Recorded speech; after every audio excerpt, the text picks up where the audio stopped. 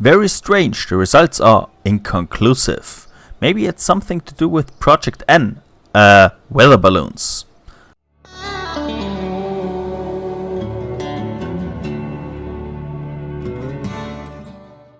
Hello and welcome back to episode 6 of Kerbal Space Program, our Interstellar career playthrough.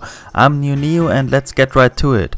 In today's episode, our first little thing we're gonna do is take on some contracts, because we need to make some money to upgrade our vehicle assembly building. So we've got a little rocket here with which we can fulfill 2 contracts. We can do our spacewalk in orbit around Kerbal, and we also have the radial parachutes attached to it, so we can test them while flying down back through the atmosphere. The ascent of this rocket was pretty basic as before, the 2 solid rocket boosters, then I ditched them, and the rocket was pretty stable all the way up into orbit. This is gonna happen, of course, again in 4 times normal speed, because you don't need to see the normal ascent. Here I pitched to 90 degrees already, so my apex wouldn't rise too much. Throttled a little bit down, and then set up my parachutes for a re-entry. Now that we're in orbit, we can do our little EVA with Kerbal here to get our contract completed, and we can also do an EVA report to get a little bit of science. After that, let's get back into the capsule and go straight for the re-entry burn, because I don't need to stay in orbit much longer. I just want to go straight back down, because that will keep us nearly on the daytime side for a landing, which will be a lot nicer to view. It will also give us an excuse to burn up the rest of our rocket fuel to make this trip a little more quicker. There we go, we burned it up. Nearly burned everything, there we go, and now we can decouple our capsule and start our descent. The descent through the atmosphere was pretty basic here, so just 4 times time acceleration, there we have it, a little bit of re-entry heat, but nothing much. We only got to about 4 or 5 G's of acceleration or deceleration for Kerbal, so nothing he can handle. There we go, we have a nice sunset here while decelerating down to the planet's surface, and funny enough, this is a really nice sunset, but it's not very special, because when you're in orbit, like the ISS for example, you get about 15 sunsets and sunrises in 24 hours, because your one orbit takes about 92 minutes for the ISS. So they are pretty common, but still very awesome to look at, and especially in KSP with the scatterer mod, it looks really nice. And there we have it, I achieved my goal for my radial parachutes too. And now we're gonna get us down to the surface with our little parachutes here in 4 times time acceleration again. Let's equip them, there we go.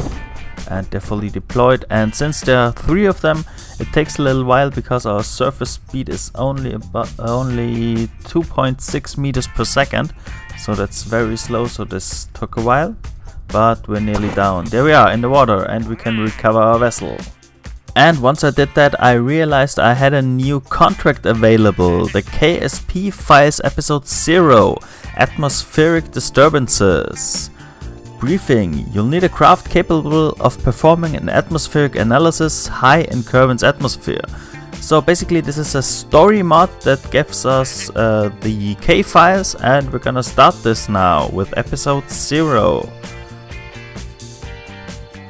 Welcome to the K-files. At the time of writing, this is the first and only story-based contract pack for KSP. Missions are presented in episode format. Complete 1 episode and the next will unlock. One word of advice: read the dialog boxes carefully, they will tell you what you need to do next. It may not always be obvious from the contract window. Did you hear? Something has happened to the atmosphere, Gene Kerman is saying.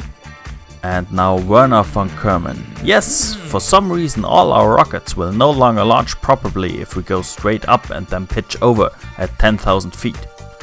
Wait, isn't it 10,000 meters? Never mind. Mortimer, on the plus side, it's costing us less to launch our rockets as the atmosphere seems to be less dense. And Werner again. You, go and take some pressure scans so I can figure out what's going on. We're gonna do exactly that. And to this we build us this little rocket with 2 pressure barometers. We'll take the first scan here while flying low, and the second one we'll take when we go into high orbit. There are a few differences in this design and will be in every design from now on, because from now on my rockets want to be reusable. That's why I attached parachutes to the solid rocket boosters so they can fly back down safely to Earth, and I also attached 2 radial chutes to the lifting stage so that this one can go straight down and land again once we ditch it. So basically these parts only need to be refueled and we don't lose as much money by destroying them.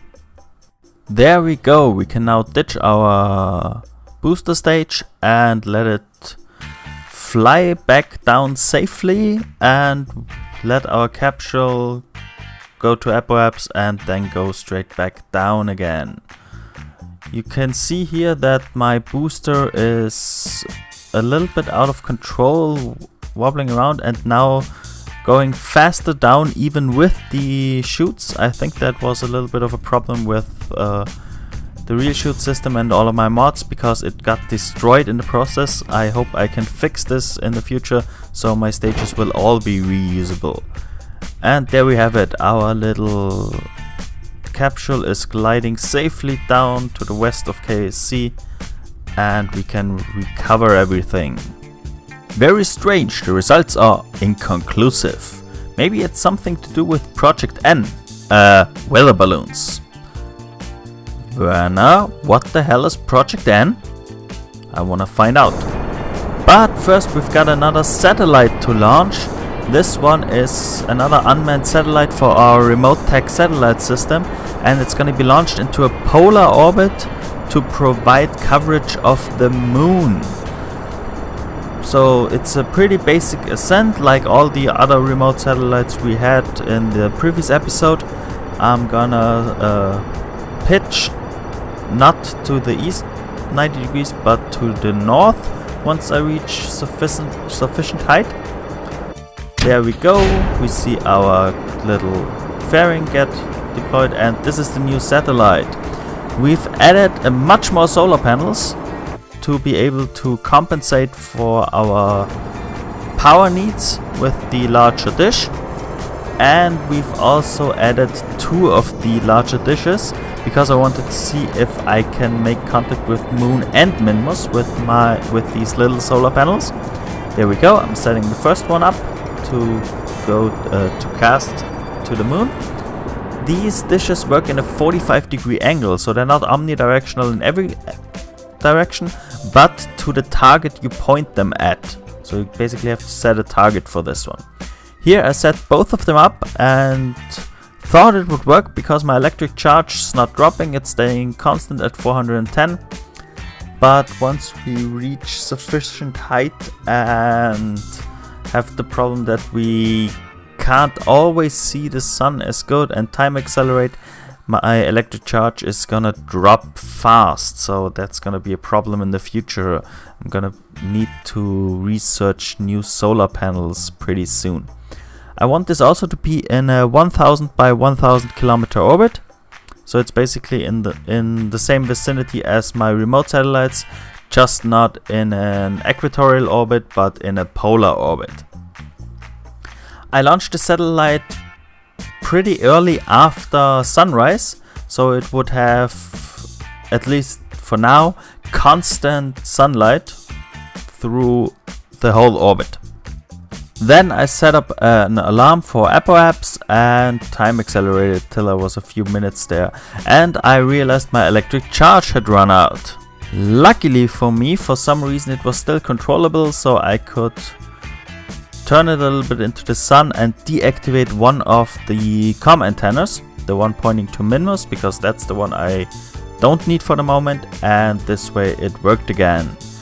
And then I could turn my satellite the whole way around and perform the burn at apoapse to get my periapse also to 900 or 1000 kilometers. This took quite some time just using the monopropellant, so I've again decided to show this in time accelerated mode. And as you can see, I'm not gonna be able, or maybe see, I'm not gonna be able to make the whole periapse go up because my monopropellant is about to run out, and so we're not have a perfectly circular orbit. We've got an orbit of 1000 by 8 or 900. And that's it for today's episode. I hope you liked it, and I'm gonna leave you with this nice little shot of our first satellite that can broadcast a signal all the way to the moon. And you see it spinning here in orbit and see the moon in the background. That's where we'll go, or hopefully go, in the next episode and land. Thanks for watching this episode of Kerbal Space Program. If you liked it, be sure to leave a comment or click that like button. And if you never want to miss an episode again, be sure to subscribe. I hope I see you guys next time.